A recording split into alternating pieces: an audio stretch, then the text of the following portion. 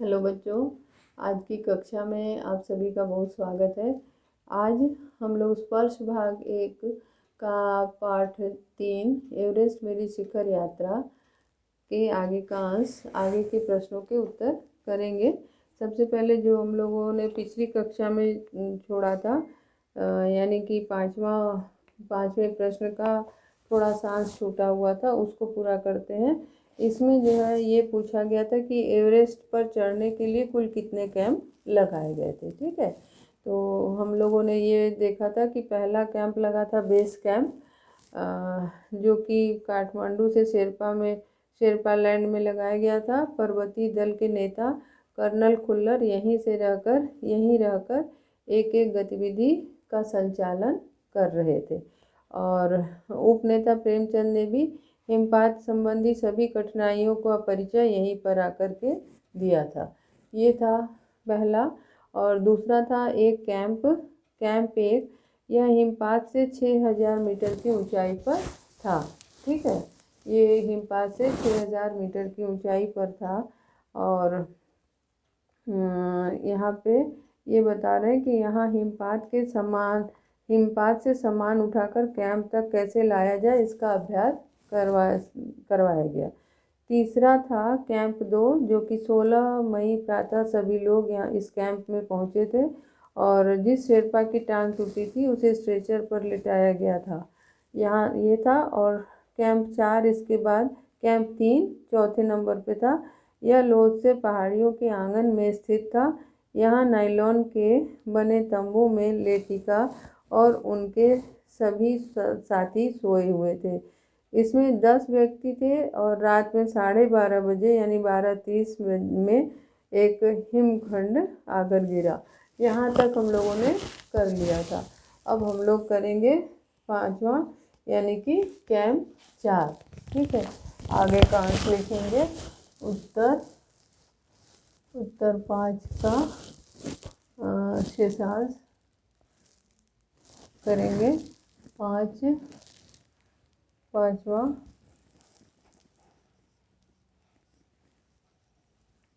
पांचवा है कैंप 4। ठीक है, कैंप 4 जो कि यह समुद्र तल से ये समुद्र तल से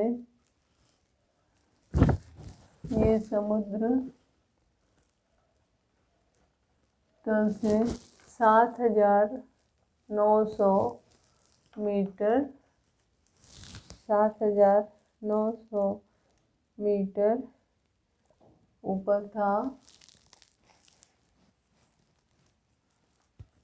7900 मीटर ऊपर था, और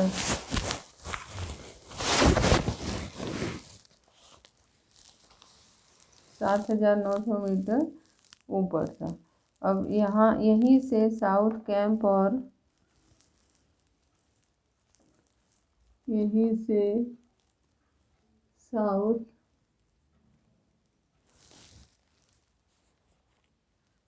कैंप और शिखर कैंप के लिए साउथ पोल और शिखर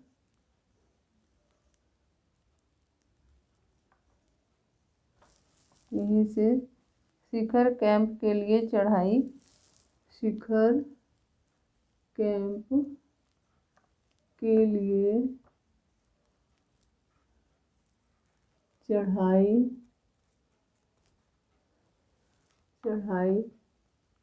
की गई। यह 29 अप्रैल 1984 को वह 29 यह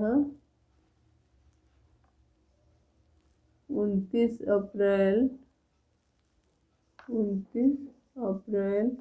1984 को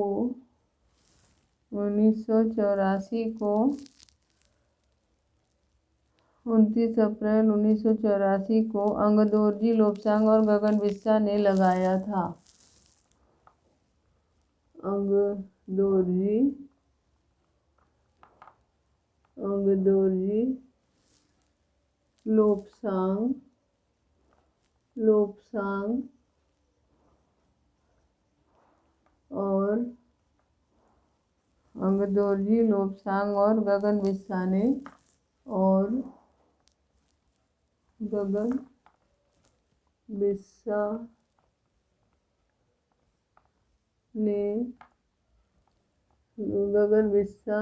ने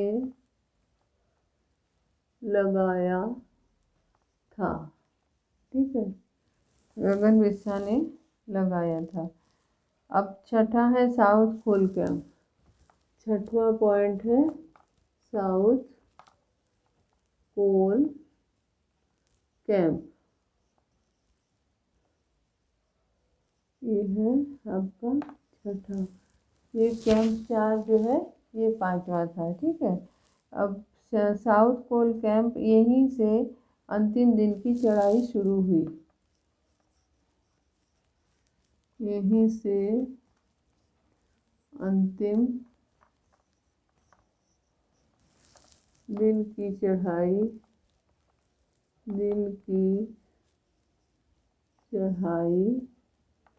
शुरू हुई।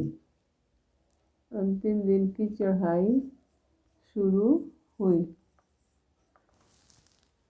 अंतिम दिन की चढ़ाई शुरू हुई। अब 7वां है शिखर कैंप। 7वां क्या है? शिखर कैंप। 7वां है शिखर कैंप। इसमें यह पर्वत की सर्वोत्तम चोटी से ठीक नीचे यह पर्वत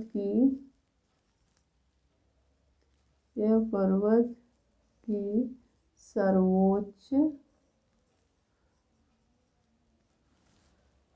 चोटी से ठीक नीचे स्थित था। सर्वोच्च चोटी से ठीक नीचे स्थित था। ठीक है, इस सर्वोच्च चोटी से ठीक नीचे स्थित था। इस कैंप में लेखिका और अंगदोर्जी इस कैंप में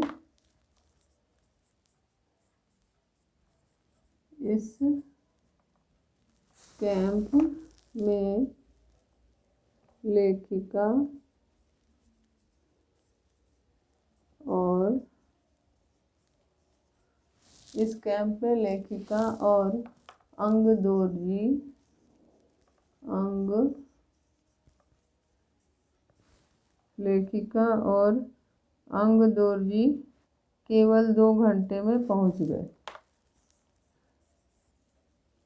केवल 2 घंटे में पहुंच गए।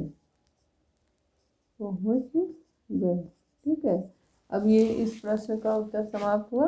अब हम लोग अगला प्रश्न करेंगे, प्रश्न 6। प्रश्न 6 अब करना है। प्रश्न 6 है, इसमें आपसे प्रश्न 6 है, चढ़ाई के समय एवरेस्ट की चोटी की स्थिति कैसी थी? ये प्रश्न है। ठीक है, अब ये प्रश्न करेंगे कि चढ़ाई के समय एवरेस्ट की चोटी की स्थिति कैसी थी। चढ़ाई के समय एवरेस्ट पर बर्फ जमी सीधी और ढलाव थी। जो जमी बर्फ थी वो सीधी और ढलाव थी। चट्टानें इतनी भुरभुरी थी और शीशे की चादरें, जैसे लगता था कि शीशे की चादर बिछी हो। बर्फ काटने के लिए फावड़े का प्रयोग करना पड़ा लेखिका को। और दक्षिण शिखर के ऊपर हवा की गति भी बढ़ गई थी। उस ऊंचाई पर तेज हवा के झोंके झुरझुरी बर्फ के कणों को चारों ओर उड़ा रहे थे। ठीक है, और बर्फ इतनी अधिक उड़ रही थी कि सामने कुछ भी दिखाई नहीं दे रहा था। दृश्यता कैसी हो गई थी? शून्य हो गई थी।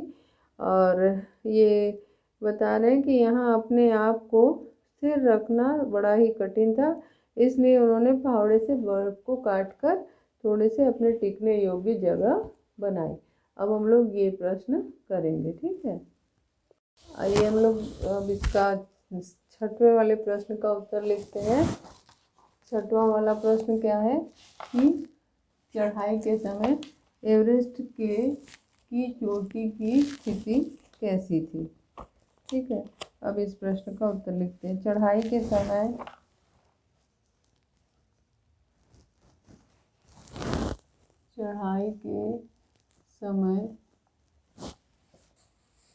एवरेस्ट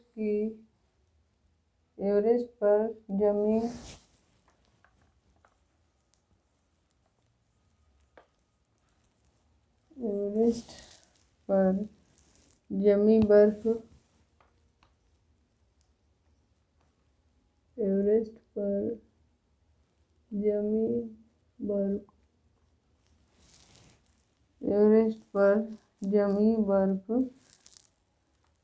सीधी और ढलाऊ थी।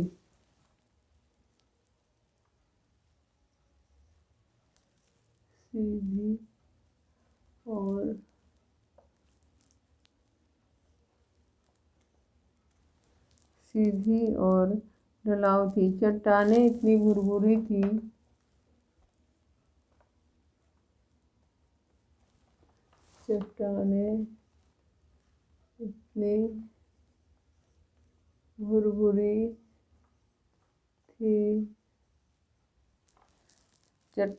भुरभुरी थी मानो शीशे की चादर बिछी हो।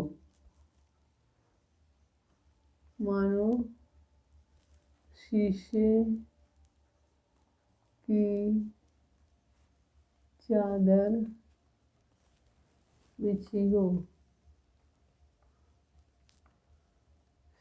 की चादर बिछी हो। बर्फ काटने के लिए फावड़े का प्रयोग करना पड़ा। बर्फ काटने के लिए फावड़े का प्रयोग करना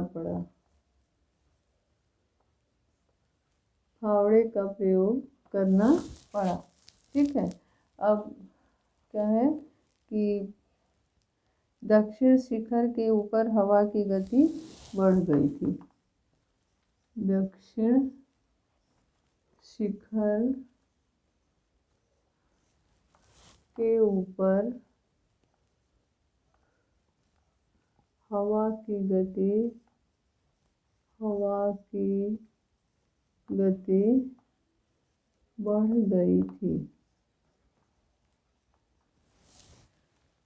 बढ़ गई थी। उस ऊंचाई पर तेज हवा के झोंके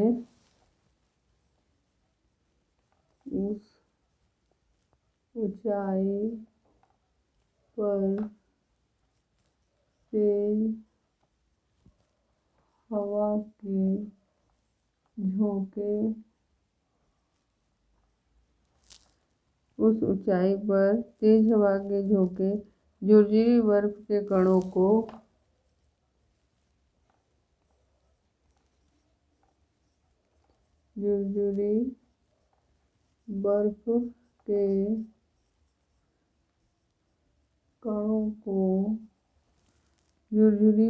के कणों को चारों ओर उड़ा रहे थे।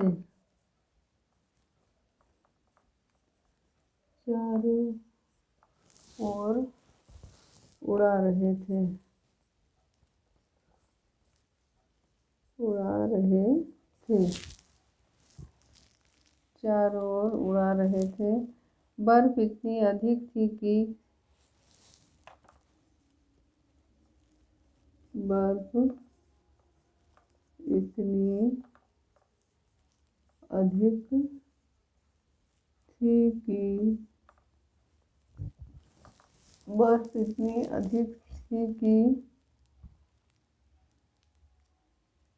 सामने कुछ दिखाई नहीं दे रहा था।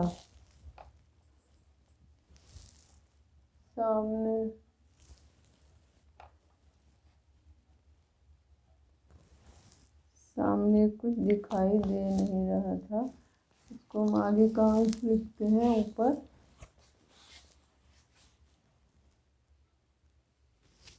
सामने कुछ दिखाई नहीं दे रहा था, अधिक थी सामने कुछ दिखाई नहीं दे रहा था। ठीक है, यहाँ पे इस लाइन का बर्फ इतनी अधिक थी कि सामने कुछ दिखाई नहीं दे रहा था। ठीक है, अब इसके आगे कि पर्वत की शंकु चोटी इतनी तंग थी, पर्वत की शंकु चोटी इतनी तंग थी कि शंकु चोटी इतनी तंग थी कि दो आदमी वहाँ खड़े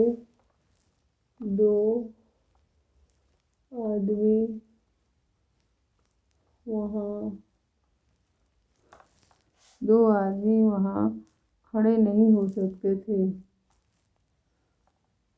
खड़े नहीं हो सकते थे। ठीक है, खड़े नहीं हो सकते थे।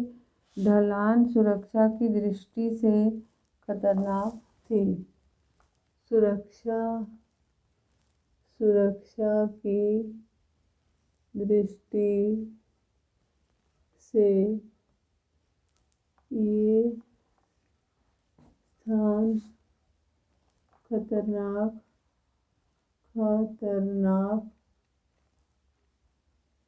था।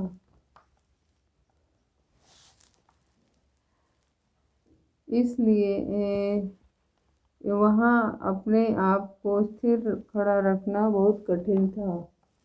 वहाँ अपने आप को स्थिर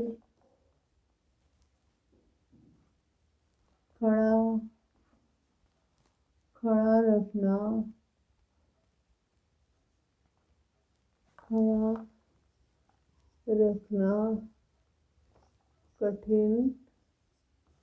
कठिन था। इसलिए उन्होंने फावड़े से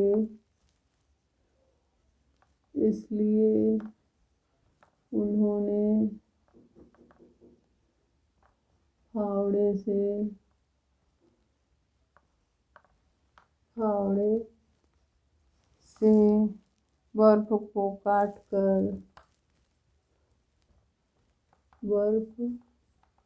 को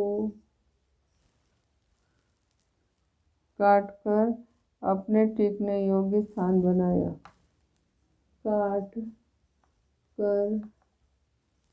अपने टिकने योग्य स्थान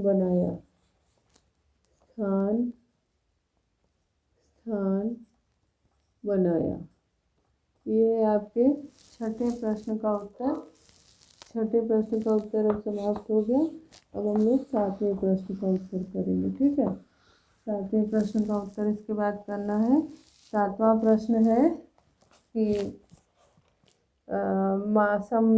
सम्मिलित अभियान में सहयोग एवं सहायता की भावना का परिचय बछेंद्री के किस कार्य से मिलता है। ठीक है, तो इस प्रश्न में आपने पाठ में हमने जैसे आपने पढ़ा कि जब वो ऊपर चली जाती हैं, हाँ, तो अगले दिन की चढ़ाई की तैयारी करने के बाद वे थर्मस में जूस और चाय लेकर के अपने साथियों की मदद करने के लिए फिर से वापस नीचे उतरती हैं, जबकि वो स्थान एक बार चढ़ाई करने के बाद कठिन था। दोबारा आके जाना कठिन था, लेकिन फिर भी उन्होंने उनकी मदद के लिए ऐसा किया। तो इससे उनकी सहायता का जो उनका स्वभाव है उसका पता चलता है। ठीक है, तो अब हम लोग इस प्रश्न को करेंगे। ठीक, अब हम लोग 7वें प्रश्न का उत्तर लिखते हैं कि बछेंद्री इसमें सम्मिलित अभियान में सहयोग एवं सहायता की भावना का परिचय बछेंद्री के किस कार्य से मिलता है। तो जैसा कि हम लोग पाठ में हम लोगों ने पढ़ा कि वे अपने साथियों के लिए थर्मस में चाय और जूस ले आई, इससे उनके सहयोग की भावना का पता चलता है। लेखिका के व्यवहार से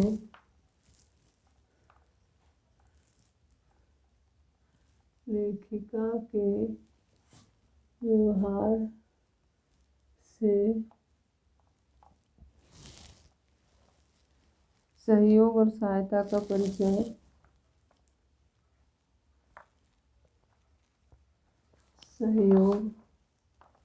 और सहायता का परिचय सहायता का परिचय तब मिलता है जब उसने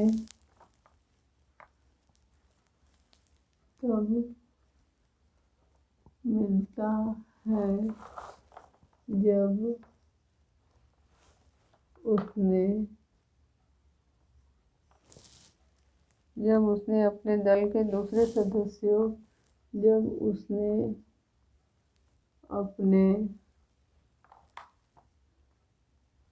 दल के दूसरे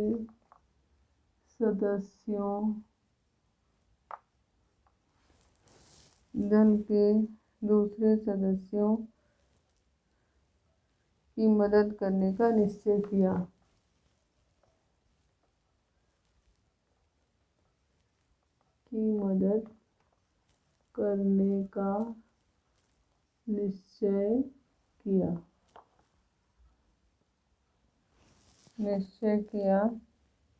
इसके लिए उसने एक थर्मस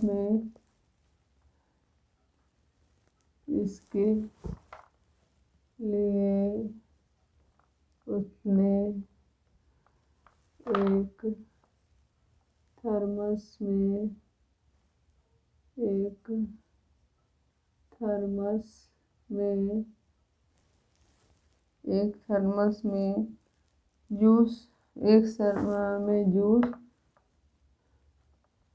तथा दूसरे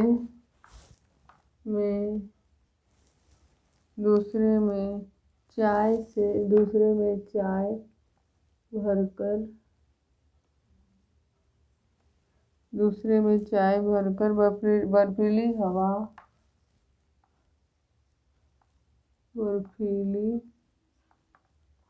में तंबू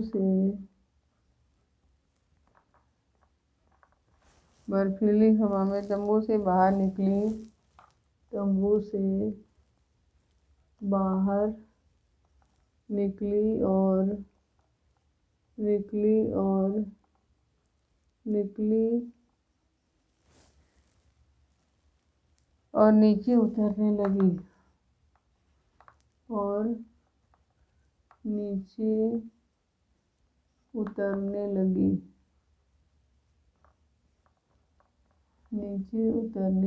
लगी। ठीक है, नीचे उतरने लगी। जब जय ने उसके इस प्रयास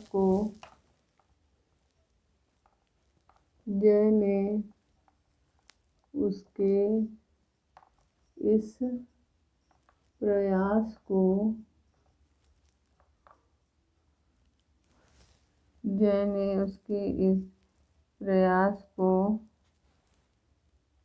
खतरनाक बताया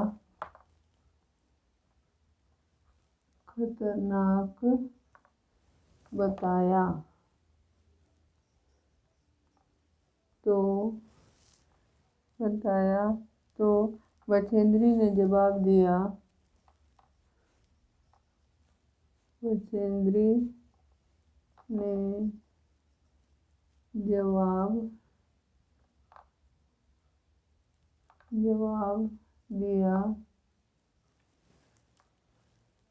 मैं भी औरों की तरह पर्वतारोही हूँ। मैं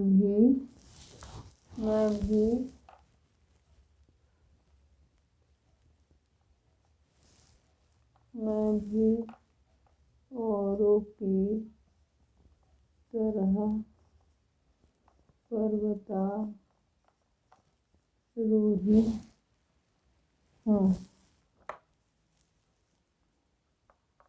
इसलिए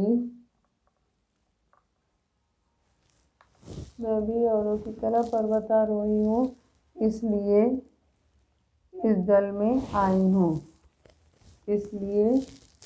इस दल में आई हूँ।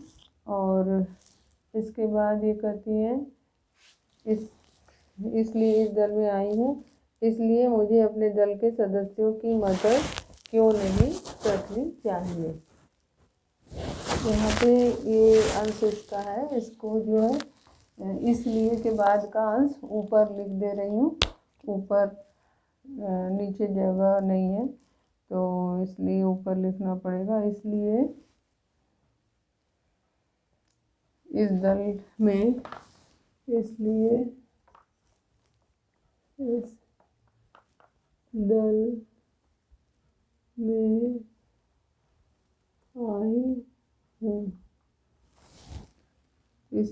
में आई हूँ। शारीरिक रूप से ठीक हूँ।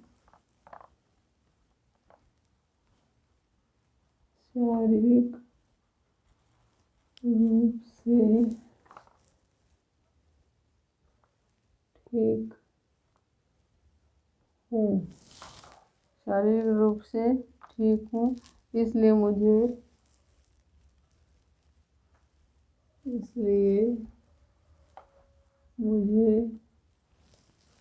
मुझे अपने दल के सदस्यों की मदद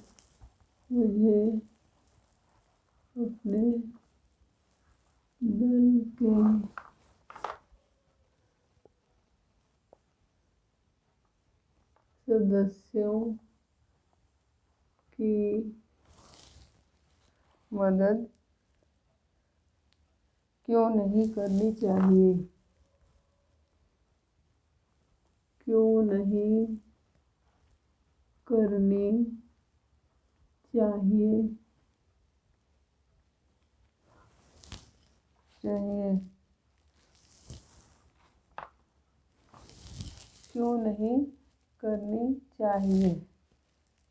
यह भावना उसकी सहयोगी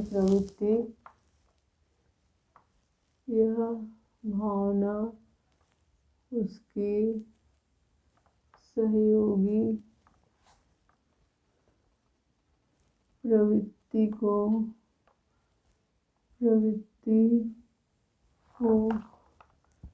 दर्शाती है। अब ये प्रश्न ही समाप्त हो रहा है और इसके बाद जो है हम लोग भाषा अध्ययन से संबंधित कुछ प्रश्न करेंगे जो कि अगली कक्षा में करना है।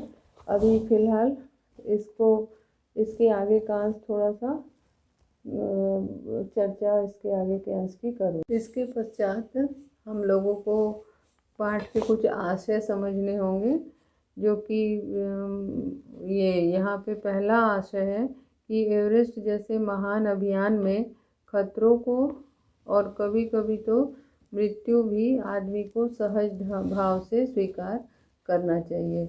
इस पाठ में ये शब्द जो है कर्नल कुल्लर के हैं और ये अभियान दल के सदस्यों को उन्होंने कहा था जब उन्होंने देखा कि इस जो है सारे चेहरे अभियान दल के जितने सदस्य हैं उनके चेहरे जो है बुझे हुए से थे। उनके चेहरे पे अवसाद की बड़ी झलक दिख रही थी।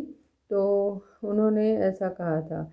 इस वाक्य का आशय है कि एवरेस्ट